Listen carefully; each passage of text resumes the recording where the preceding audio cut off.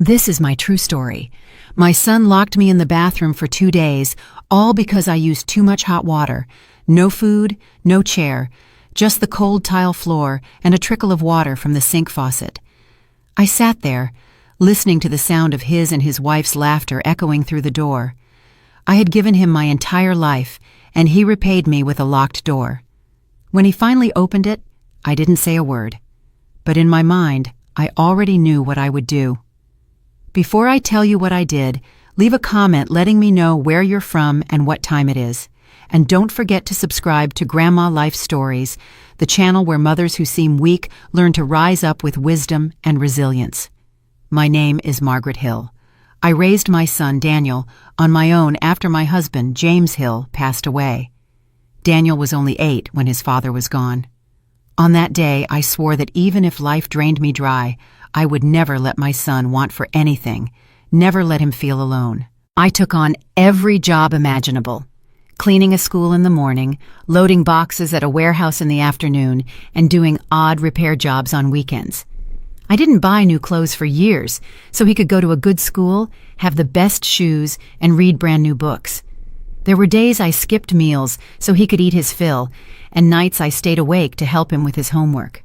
On his birthdays, even if all I had were leftover crumbs, I'd bake him a small cake, just so he would feel loved. When he got older, I paid for his sports equipment. When he went to college, I worked endless night shifts, mopping office floors, my hands numb from the freezing water, just to pay his tuition on time. I never told him that while he sat in a warm classroom, his mother was hunched over under the dim lights of a warehouse. I thought, as long as he has a future, every sacrifice is worth it. I dreamed of the day he would graduate, find a job, and one day, take care of me as I had taken care of him. I didn't need luxury. I just needed to see him thrive, to hear him call me Mom, with a voice full of respect. When Daniel married, I gave him this house. The house James and I had spent our whole lives saving for, worth $4 million. It was my wedding gift to him, so he could start his life on solid ground. I told him, now you will have a place to build your life. This house is yours. I never mentioned that the deed was still in my name. In my heart, there was no reason to doubt the very son I had brought into this world. I just wanted him to be happy. After the wedding, I moved into the small back room to give the couple their space. I cooked my own meals, did my own cleaning, and never interfered in their lives. I thought I was being respectful, that I was doing the right thing. But slowly, everything changed. The gratitude he once had vanished. The warmth in Daniel's eyes when he looked at me was gone. I was no longer the mother who had sacrificed everything for him. I was just the old woman, a freeloader in my own home. It started with small complaints. Mom, you're watching TV too late. Mom, don't cook that, the smell lingers. I told myself he was just tired, stressed from work. I endured it. But then his voice grew sharper, each word a knife to my heart. He started controlling everything in the house, the lights, the water, the heat. One day, I turned on the shower, but the water never warmed up. It turned out he had lowered the water heater's temperature to save money. If I left the hallway light on overnight because I was afraid of tripping, he'd turn it off in the morning saying, "You think electricity is free?" He wasn't my son anymore. His voice was laced with a contempt that treated me like a burden. His wife, Vanessa, never intervened. In fact, sometimes I'd overhear them whispering. She doesn't know how to live in a modern house. Just put up with it a little longer, then this house will be all ours. I lay in my room, listening to every word, my heart constricting as if someone were squeezing it. I still tried to keep the peace. I believed our family would get through this difficult phase. I continued to mop the floors, do my laundry, and cook my own meals, hoping my quiet kindness would soften him. But the more silent I became, the more they pushed. I was no longer a mother. I was an inconvenience in the house I built. There were nights I lay awake, wondering where I had gone wrong. I taught my son to respect his elders, yet he showed me none. I never spoke a harsh word to my own father, never forgot my place as a child. But Daniel, perhaps he never truly understood the value of family because I had made his life too easy. And then that day came. All I wanted was a little warmth after a day of gardening in the cold wind. I stepped into the shower, turned on the hot water, and let my shoulders relax, feeling, for a moment, that I was still alive. But a few minutes later, a loud banging rattled the door. "How long are you going to be in there? Hot water isn't infinite." I answered softly, "Just a few more minutes, son." "I'm going to teach you what it means to be frugal," he yelled, and then, click. The sharp metallic sound of the lock echoed in the small room. At first, I thought it was a cruel joke. I called his name, but no one answered. An hour passed, then 2, then the entire night. I slumped onto the cold tile, listening to their laughter and the clinking of silverware outside. The second night, the laughter continued, not a single apology, not a single tear, just me and the darkness. When the door finally opened the next morning, all he said was, "Don't waste water next time." I walked out, silent, without a word, but in my mind, everything was crystal clear. This house, the roof he thought was his, it still belonged to me. The $4 million deed was still in the name of Margaret Hill, and this time I would use the very silence my husband once taught me to take back everything. After what happened, I kept telling myself, "It's okay, he was just angry for a moment. As a mother, I have to be patient."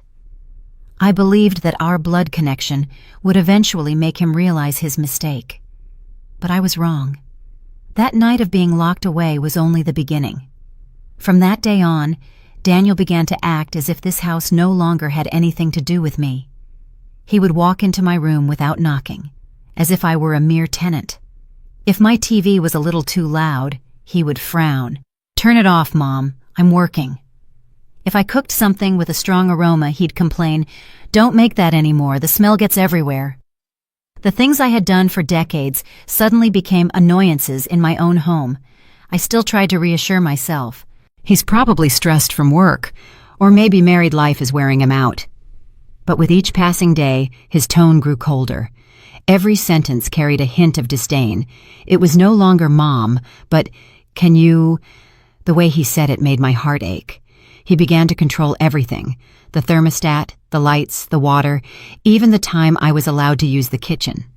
At night, I used to leave a small lamp on in the hallway, as my old bones made me afraid of falling. In the morning, the light would be off. On the table, a scribbled note: "You should save electricity. It's not free." I had taught him gratitude and sharing, and now he was teaching me how to live reasonably. The irony was bitter. Then one day, I discovered the water heater had been turned to its lowest setting. The water was never truly warm. I asked him, "Did you change something?" He replied, without even looking at me, "I'm just saving money for our future." Our future? I thought. Perhaps he no longer sees me as part of our anymore.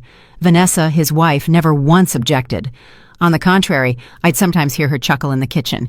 "Honey, your mom still thinks this is her house." They would laugh together, as if it were a joke. But for me, every laugh was a stab wound. I started to withdraw. I stopped eating dinner with them. I stopped watching TV in the living room. I cleaned, did my laundry, and stayed in my small room at the back of the house. I didn't want to be the cause of any more arguments. I thought, if I stay quiet, maybe they'll soften. But they didn't. My silence only made them see me as weak. Every day, Daniel became more distant. His voice took on a commanding tone, as if I were his unpaid maid. Once I was mending the fence in the backyard, a chore I still did to keep the house tidy. He came out, arms crossed. "What are you doing now? I'm trying to rest and you're making too much noise." I turned, smiling faintly. "I just want the fence to be a little sturdier." He didn't reply, just sighed and went back inside. That sigh was colder than a winter wind. That evening, I sat in my room holding a cold cup of tea. On the wall hung a photo of Daniel as a child, a boy with bright eyes and a warm smile. I stared at it for a long time. "My son, how did you change so much?" I don't know when the gratitude inside him died. Perhaps it was the day I started giving him everything without asking for anything in return. I made his life too easy. He never knew what it was like to struggle, to cherish what you have. He didn't understand the value of sacrifice because he had never had to pay the price. That night, I heard him on the phone in the living room. His voice was low, but I heard every word clearly. "Once she's out of the house, we can renovate the whole place. Finally, this house will truly be ours." I sat in silence. "Out of the house." Those words echoed in my head. I suddenly understood. To him, I was no longer his mother. I was just an obstacle, a piece of the past he wanted to clear away. I couldn't sleep that night. I thought about the years that had passed, the early mornings I left for work while he was still asleep, the late nights I came home, my back aching, but still smiling at the thought of my son getting a good education. All those memories now boiled down to one truth: love can be forgotten, but a legal document never forgets. Up in the attic, inside an old safe, lay the original deed to a $4 million house, bearing the name Margaret Hill. I didn't know if I could even call him my son anymore, but I knew one thing. If he could lock me up over a few minutes of hot water, then I had every right to take back everything I had ever given him. It was a cold night. Rain had been drumming against the window since the afternoon, and all I wanted was to soak for a few minutes in warm water. I had spent the day in the garden, pruning the rose bushes and mending a section of the fence that the wind had broken. My back ached, my hands trembled, and I just needed a little heat to soothe the weariness. I stepped into the bathroom and turned on the tap. The sound of running water filled the quiet house.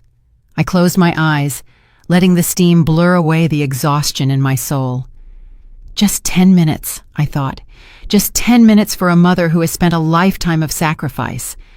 But then, a sudden pounding on the door, hard and sharp.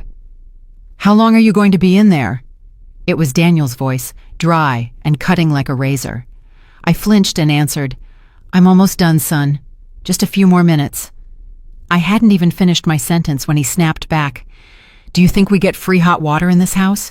You're always so wasteful." And then click, the sound of the lock turning. For a moment, I thought I had misheard. I called his name, my voice trembling. "Daniel, what are you doing?" No answer. Just the sound of his footsteps walking away. I pounded on the door, calling again. "Daniel, I said open this door right now." Still silence. Only the sound of the TV from the living room. And Vanessa's laughter. I sank to the floor. Cold, hard, damp. The steam had vanished, leaving behind a biting chill that seeped into my bones. At first, I thought maybe he was just trying to teach me a lesson. He would come back, open the door, and say, "I'm sorry, Mom." But the hours ticked by. 1 hour, 2, then midnight. I drank a few mouthfuls of water from the faucet, so cold it felt like needles. My stomach churned with hunger. My legs were numb from sitting on the tile for so long.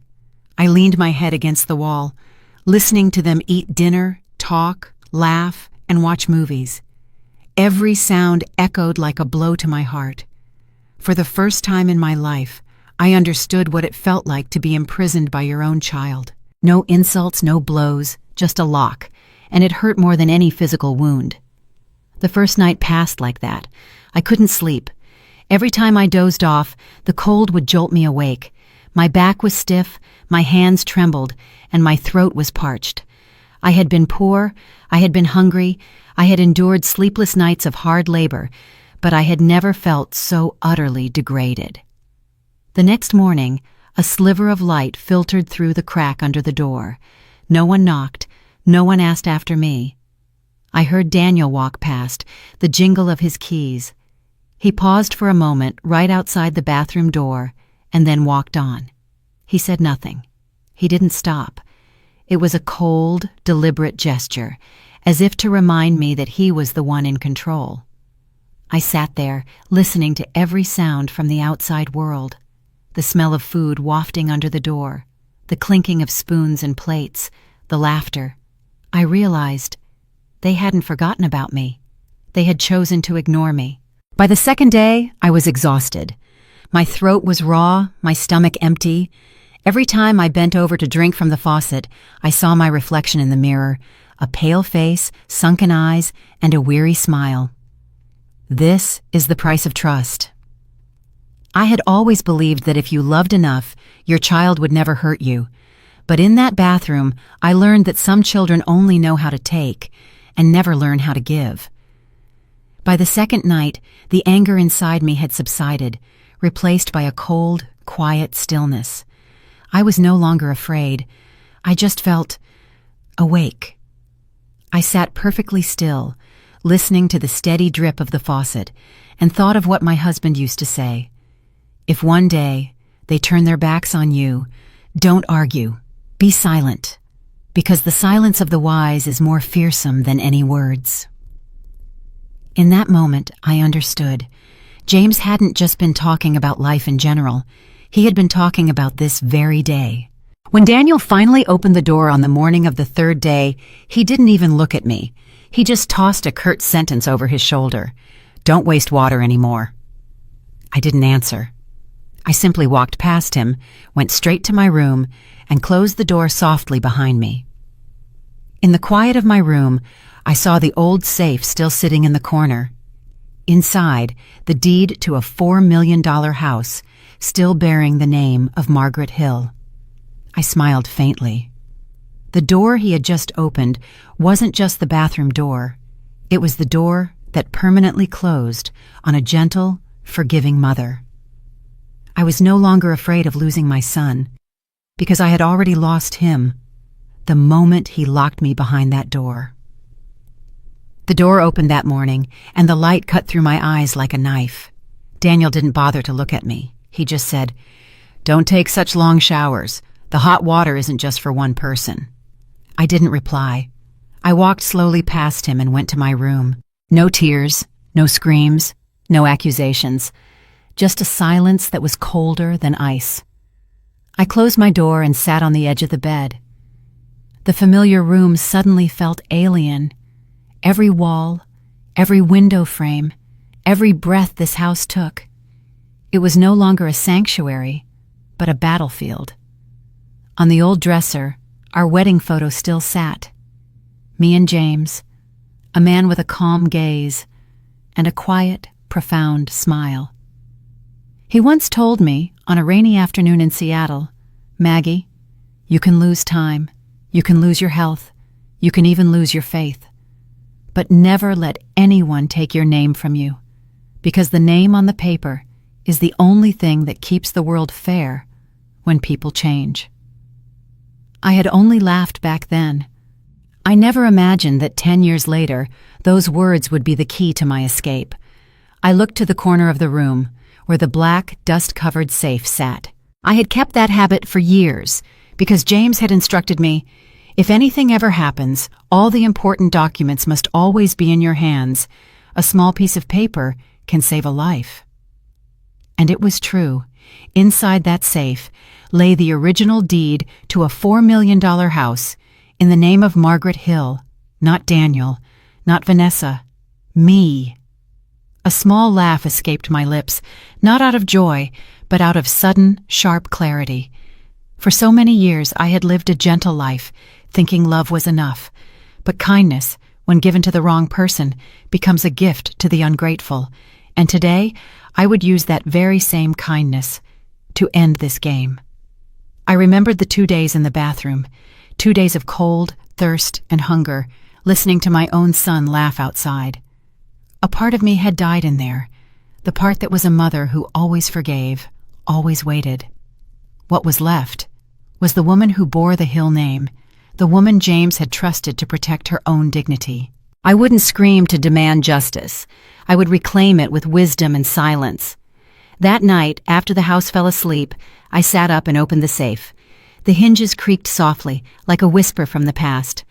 I pulled out file after file, the sales contract, the title deed, bank statements, and finally, the deed itself, a thick, slightly yellowed paper with James's signature still in the corner.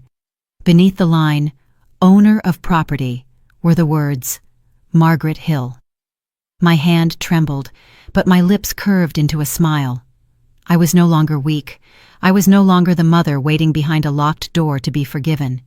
I was the owner of this house, legally, rightfully, and with a clear mind. I sat and looked out the window. The moonlight cast a glow on the front yard, where Daniel used to play catch as a boy. I saw the image of that little boy, then it blurred and faded, replaced by the man he was today, cold, distant, and cruel. I whispered softly, as if speaking to James. I understand now, my love. Strength isn't found in begging for mercy. It's found in how you hold on to your self-respect and stay calm when everything falls apart. I knew this battle couldn't be a loud one. If I wanted to win, I had to play the part of the loser one last time. I had to let Daniel believe I had surrendered, that the locked door had extinguished any fight left in me. The next day, I calmly went about my chores as usual. I greeted Vanessa with a faint smile. I made tea for myself, sat in my small corner of the kitchen, and read an old newspaper. No one knew that in the drawer right beside me I had tucked the key to the safe and a photocopy of the deed into my coat pocket. From that moment on, everything inside me shifted. I was no longer afraid of losing my son because I knew he was never truly the son James and I had hoped for. But I would not let my husband's legacy, the sweat of a lifetime, fall into the hands of a traitor. I would leave this place, and before I did, I would take back everything that belonged to me, legally, quietly, and definitively. From that day on, I began to act. I was no longer the wounded mother, but the woman who knew how to hide her pain behind a calm gaze. In the mornings, I still swept the yard as I always had. In the afternoons, I still brewed my tea and read the paper. In the evenings, I still said good night, as if everything had been forgotten. Daniel believed I had moved on. In reality, I was just learning to be silent in order to plan. I remembered James's words, "If you want to win, you must make your opponent think they've already won." So, that's exactly what I did. I walked softly, spoke quietly, and looked down when he raised his voice. I smiled when Vanessa complained about the smell of my cooking. I didn't react, because I knew the one who lets their guard down is the one who loses first. At night, I would turn on a small lamp and write. A list, short, concise, and clear. At the top was a title James himself had written when he taught me about asset management. When the world turns its back, turn to the paperwork. I started with the first step, confirming ownership. I located all the documents, the purchase agreement, tax certificates, bank books, all in the name of Margaret Hill. Not a single line mentioned Daniel. I made copies and sent them to James's old lawyer, Mr. Richard Hales, the man who had helped us buy this very house 18 years ago. My note was brief. I need to handle a private matter. Absolute discretion. No one can know. Less than a day later, he called back. His voice was deep and steady. Mrs. Hill, I still have the original on file. Legally, this house is entirely yours. If you wish to sell, no one has the right to stop you. I nodded softly as if he could see me through the phone. Good. I need everything to happen in silence and as quickly as possible. The plan formed in my mind like a game of chess. No shouting, no confrontation, just a signature, and I would reclaim everything that was mine, legally, cleanly, without a sound. For the next few days, I lived as if nothing had changed. I still prepared breakfast and asked my son about his work, even though I knew deep down that every word I spoke was just a performance for someone blinded by his own sense of power. Daniel suspected nothing. He even said to Vanessa, "Mom's been much better behaved lately. I think she's finally learning her place in this house." I overheard, but I didn't react. In my mind, there was only one thought. Yes, I have learned my place, and you're about to learn the opposite. I began my preparations in secret. Hidden in a drawer was an envelope containing the transfer documents, a copy of my passport, and a list of things I needed to take when I left. It wasn't much, just one suitcase, some cash, and the old watch James used to wear. At night, when the house was steeped in silence, I opened the safe one more time. I took out the property deed. The legal weapon my son had forgotten existed. I traced my finger over the bold print of Margaret Hill and heard James's voice in my head, "Wisdom holds freedom." I knew it was time, This wasn't revenge born of anger, but the clear-headed action of someone who had been underestimated for too long. I started to feign more weakness. Sometimes I would walk with a slow, deliberate limp to make Daniel believe I no longer had the strength to move out. I would ask him for help with small things. "Son, could you help me change this light bulb?" "Son, I think I forgot to turn off the faucet." And I did it so he would think I was completely dependent on him. And when people believe they hold all the power, they never see the small knife hidden in the hand of the weak. A few days later, my lawyer Richard called with news. "There's a young couple interested in the house. They're offering cash. The deal can be closed within 3 weeks." I smiled. 3 weeks. In just 3 weeks, I would be leaving this place forever. I arranged everything meticulously. Each day, I withdrew a small amount of cash from the bank, so small it wouldn't raise any flags. I opened a separate account at a different branch, one Daniel knew nothing about. All the proceeds from the sale would be wired directly there. As for this house, he still thought it was his. He still sat in the living room, discussing renovation plans with his wife, drilling walls, changing curtains, repainting the bedroom. And I sat right there, sipping my tea in silence, and smiled when I heard him say, "Our house has to look magnificent." He had no idea that the house had never been ours. It was mine. And soon, it wouldn't belong to any of us anymore. I maintained my calm demeanor. Every day, I sat in my corner of the dining table, listening to my son talk about his plans for the house he thought was his. "I'm going to remodel the kitchen," he'd say, "and add a new sunroom. This place needs to look like a mansion." I would just nod slightly and sip my tea. No objections, no smiles. Only I knew that every time he said our house, he was talking about something that didn't belong to him. 3 weeks passed. Everything unfolded just as James had taught me. Silence is the curtain that conceals the greatest moves. My lawyer Richard and I met in his office, in a small, windowless room. His desk was tidy, with the property deed placed right in the center. Richard looked at me, his voice firm. "The paperwork is ready.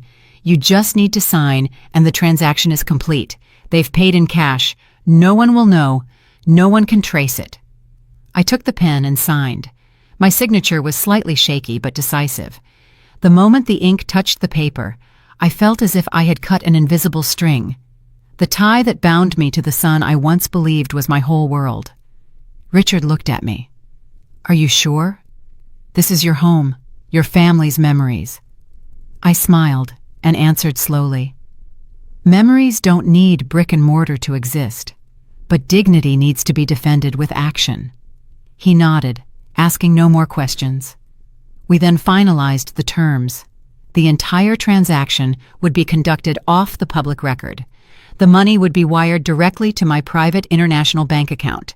The buyers, a young couple from Oregon, paying entirely in cash. I didn't need to meet them. I didn't need to know their faces or shake their hands, because for me, this wasn't a house sale. It was the delivery of a verdict. As I walked out of the office, I paused at the door and took a deep breath. The Seattle sky was unusually clear that day.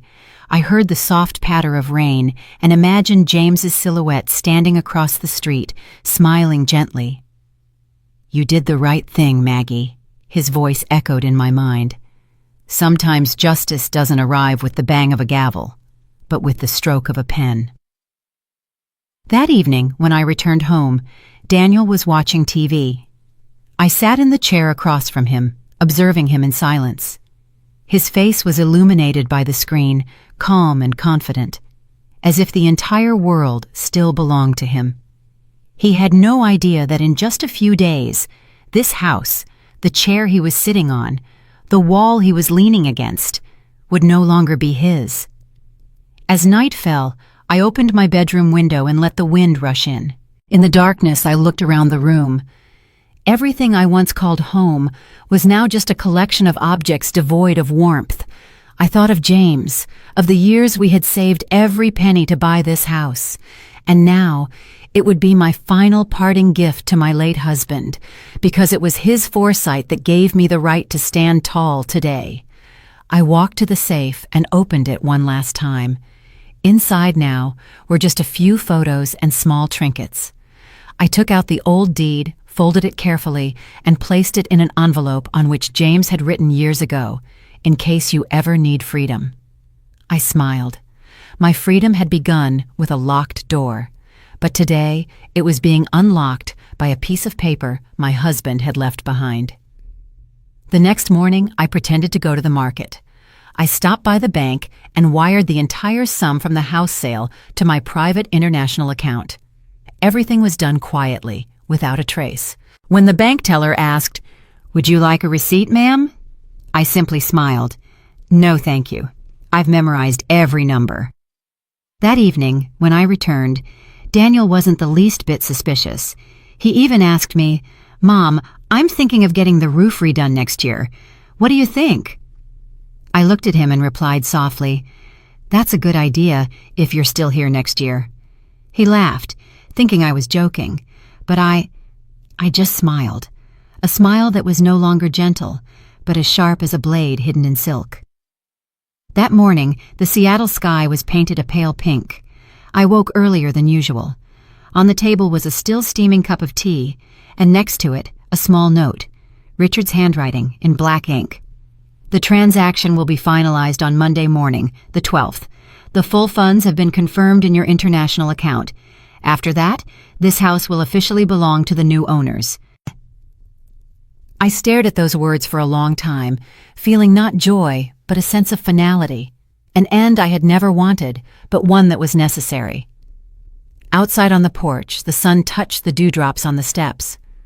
I heard Daniel cough softly in the living room, the clatter of dishes as Vanessa moved about the kitchen. Everything was terrifyingly normal, because only I knew that all these sounds were about to disappear forever. I calmly brewed another cup of tea, pouring 2 glasses, one for me and one for memory. On the wall, the clock struck 8. In 7 days, they would no longer have this place to wake up in. The phone rang. The caller ID, Richard Hales. I picked it up. "Congratulations, Margaret, it's all done. The buyers have agreed to take possession today. If you need a few more days to get your things in order, I can hold on to the keys." I was silent for a moment, then replied, "That won't be necessary, Richard. I'll be leaving on schedule, the sooner the better." I hung up and placed the phone on the table. Outside, sparrows chirped on the fence, a small sound that, for a moment, made me feel as if I had already left this world. I closed my eyes and heard James's voice in my head. "Maggie, if they want to take everything, let them take it. Except for one thing, your freedom." I opened my eyes and began to pack. I didn't take much. An old suitcase, a few sets of clothes, a notebook, my passport, and our faded wedding photograph. I wrapped up James's silver watch, the only thing he had left me. On the back, the inscription was still clear, "For Maggie, my calm in every storm." As I placed the watch in my suitcase, a gentle breeze blew through the window, rustling the white curtains. In that instant, I realized everything I had ever called home was no longer within these walls. It was in my memories. Daniel came home at noon. He tossed his car keys on the table, took off his jacket, and announced loudly, "Mom, I just put down a deposit to have the living room remodeled. The crew is coming next week to take measurements. Don't touch anything." I smiled gently, my voice as soft as a breath. "I know, dear. You do what you want." He had no idea that the next week he spoke of, this house would no longer be under his ownership. That night, as the lights in the house went out one by one, I sat by the window, watching my reflection in the glass. I saw a different woman, calm, decisive, no longer afraid. A mother had died in the humiliation of those 2 locked days and was reborn as a wife, keeping a promise to her husband, to protect her dignity with her wisdom. I opened my closet and took out the envelope with my plane ticket and passport. Flight LH-491, departing Seattle at 6 a.m. on Monday, the same day the house would change hands. I had chosen that time for a reason. I wanted Daniel to be just waking up, realizing the world beneath his feet had crumbled. At the exact moment the wheels of my plane left the ground, I wrote a small note and placed it in a drawer. "My son, There are some doors that, once you lock them, no one will ever be waiting on the other side to open them again. No signature, no goodbye, just a silence, the conclusion to a lesson that came at too high a price. Then I closed my suitcase and looked around the room one last time. No tears, no regrets, just a small smile, as gentle as the dawn. Monday morning. The sky was crystal clear, a pale sun casting its light on the trees by the gate. I woke before the sun was high. My suitcase was ready. On the table was an envelope with the keys and a short letter from my lawyer, Richard. Give these to the new owners. By the time they have the keys, I will be very far away. I put on my coat and picked up my small suitcase. In my pocket, James's watch was still ticking steadily, each beat a reminder. It's time, Maggie. The house was quiet. Daniel and Vanessa were still asleep. I walked silently down the hallway, my footsteps as soft as the wind. As I passed their room, I paused for a moment. Not out of sentiment, but to burn one final image into my memory. The man who had locked up his own mother, sleeping soundly in a house that was no longer his. I placed my last letter on the dining table, a simple line, with no exclamation points, no tears. When you locked me in, you taught me the greatest lesson of all. Never stay where you are not respected. Then I opened the front door and stepped outside. Not a single slam, just the soft click of the lock, the sound that marked the end of a lifetime of endurance. A taxi was waiting at the curb. I looked at the house one last time, its red bricks glowing in the early morning light. What was once a home was now just an empty shell for two selfish souls. I took a deep breath and got into the car. To the international airport, ma'am? I nodded. The car pulled away, leaving Maple Lane behind, the street where I once thought I would peacefully end my days. But now, I was leaving not in bitterness, but in freedom. At that same moment, inside the house, Daniel woke up. He stretched, got out of bed, not yet noticing anything unusual. His mind was on the new design plans for the living room. But as he walked into the hallway, strange voices echoed from downstairs. "Excuse me, who are you? We're the new owners of this house." Daniel froze. Two strangers, a young couple, were standing in the middle of his living room, surrounded by a few workers carrying out furniture. "New owners?" he scoffed. "This is my house." The woman smiled politely and held out a piece of paper. "I think you're mistaken. This is a legal bill of sale. The seller was a Mrs. Margaret Hill. The title was transferred to us this morning." The color drained from Daniel's face. His hands trembled, his voice cracked. "That's impossible. My mother, she has no right." The man with her replied gently, "I'm afraid she has every right, sir. Her name was still on all the legal documents." He scrambled back to her room, throwing open the door and yelling, "Mom! Mom!" But the room was empty. On the bed were a few old photographs and a white envelope lying still on the table. He tore it open, hastily reading my final words. "When you locked me in, you also locked the door between you and me. As for this house, I only had to lock it with a signature." He threw the letter down and grabbed his phone. He called once, twice, 3 times. No one answered. Only the cold, automated voice. "The number you have dialed is not reachable at this time." The house that he had so confidently called his now echoed with the footsteps of strangers. A worker walked past him and said, "Excuse me, sir, we've been hired to clear out all the old belongings by the end of the day." Daniel stood, motionless. Vanessa ran down the stairs, frantic. "What's going on?" He could only stammer, Mom sold the house." The words hung in the air like a death sentence. The entire house fell silent, save for the slow ticking of a clock, with the exact same rhythm as the watch James used to wear. Daniel collapsed onto a chair, his head in his hands. There was no one left to blame. There was nowhere left to go. Meanwhile, I was on a flight to Lisbon.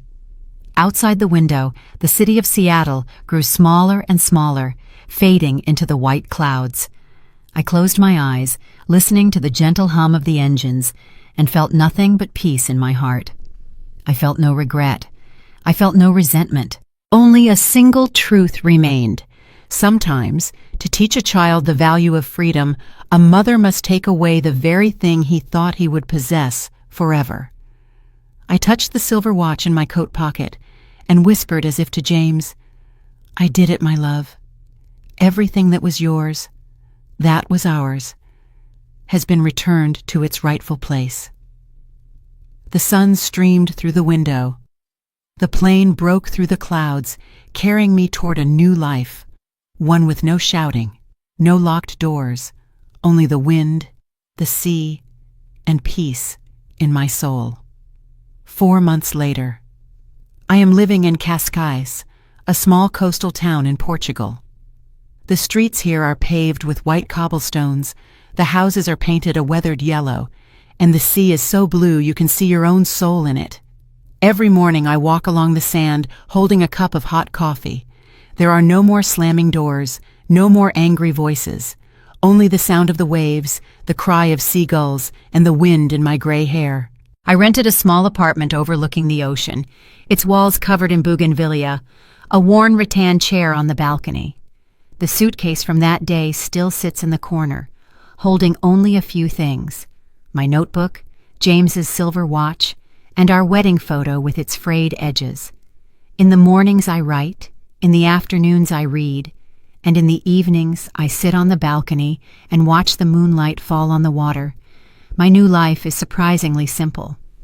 But sometimes, when I hear children playing in the street, I think of Daniel. The anger is gone. The hatred is gone. There is only a gentle sadness, the sadness of someone who has been through it all, who knows that forgiveness isn't for the other person, but for yourself, because you deserve to be at peace. One afternoon, Richard called me on an international line. His voice was deep, as soft as the sea breeze. "I thought you should know. Daniel sold what little he had left and moved out of state. Perhaps he's finally understood something." I smiled, my eyes on the ocean. "Everyone has to pay their own price to learn the meaning of respect, Richard." After the call, I opened my notebook again. On the last page was James's handwriting. The ink faded with time. Love doesn't die, it just changes form. When a person chooses justice, that is also a way of holding on to love, with truth. I placed the notebook down and gently closed it. In my heart, I whispered, "You see, James, I managed to keep everything, not the house, but our dignity." A wave washed over the shore, wetting the hem of my dress. I laughed softly. Between the vast sea and sky, I felt that James was still somewhere near, in every gust of wind, in the light of the sunset, and in the steady, peaceful beat of my own heart. I stood up and faced the setting sun. The orange light painted the surface of the sea, then melted into the horizon like a final goodbye. I know my journey isn't over. But from this day forward, I will live, not to remember the past, but to honor the present. Just as the woman who was once locked in a bathroom for 2 days learned how to open up a lifetime. I turned my back and walked along the sand. My footprints marked the shore, only to be erased by the waves. But in my heart, I knew. True freedom can never be washed away. Now, every morning, I sit by the window and look out at the sea. The early light dances on the water, glittering like 1,000 shards of glass. I brew a cup of tea, take a slow sip, and think of my past life as a dream, a long, painful one, but a dream that has ended. If someone were to ask me if I have any regrets, I would say no, not because I got my revenge, but because I woke up. I used to think that unconditional love meant always forgiving, always enduring, always staying. But it turns out, sometimes leaving is the highest act of love because it teaches others the consequences of cruelty, and it teaches yourself the value of self-respect. Some might call me cold-hearted for leaving my son without a word of goodbye, but I know that some goodbyes don't need to be spoken. Sometimes a closed door and a deep enough silence are all it takes for someone to understand 1,000 unspoken things. I was locked in a bathroom for 2 days with no food and no light. But if my son thinks he imprisoned me, he is mistaken. Because it was in those 2 days that I became free for the first time in my life. Free from fear, free from illusion, free from my dependence on the gratitude of others. When I left that house, I didn't just take money or legal documents with me. I took the entire dignity of a woman who had loved, who had suffered, and who in the end had dared to stand up. If anyone is listening to this story and has ever been hurt by their own family, please remember this. Not everyone who shares your name will share your heart. But even if they forget, you have every right to remember who you are. Don't be afraid to start over. Don't be afraid to walk out of the house you once called home. Because only when you step outside do you realize that true peace is not found within four walls, but within your own heart. I used to believe that old age was a time when one grows weak, but it's not. Old age is when you see everything most clearly, who is genuine and who is just taking advantage of your kindness. And it's also the time when you can finally choose yourself. Now, I no longer think about revenge. I think about justice. I think about how every action, no matter how small, sows a seed, of good or of evil, and sooner or later, that seed will blossom into its own consequence. Daniel will understand one day, not today, not tomorrow, but someday, when he sees an old woman walking slowly across the street and is suddenly reminded of the hands that raised him. He will understand that cruelty is a debt that can never be repaid. I don't expect an apology. I only hope he learns the lesson that took me a lifetime to understand. Love doesn't hold someone with chains. It holds them with gratitude. I put my teacup down and listen to the waves whispering below my balcony. The golden evening light bathes the water, warm and impossibly peaceful. I smile. My life may not have been perfect, but at least I lived the final chapter in freedom. No one can ever lock me up again. No one can take away my voice, because right now, I am telling my own story. This is my final silence, but it is also a reminder to anyone listening. If someone treats you as if you are invisible, become truly invisible. Sometimes, disappearing is the only way to make them finally see you. And as night falls, I close my notebook, listening to the steady rhythm of the sea, like a heart that has stopped hurting but still knows how to love.